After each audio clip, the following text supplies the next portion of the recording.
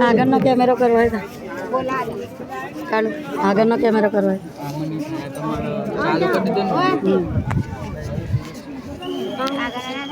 Video ચાલુ ને એટલે ના જય માતાજી મિત્રો આપણે મા કાળી માના દર્શન કરવા છે પાવાગઢ આવ્યા છે માતાજી આપણને દર્શન કરવા લાયા જો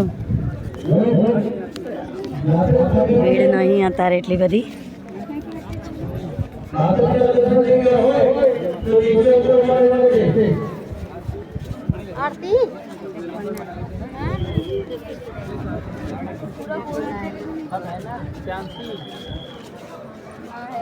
चलिए आगे बढ़ते रहिए अपना फोन अपनी जेब में रख दीजिए। आप बहुत समझदार व्यक्ति हैं तो अपना फोन अपनी जेब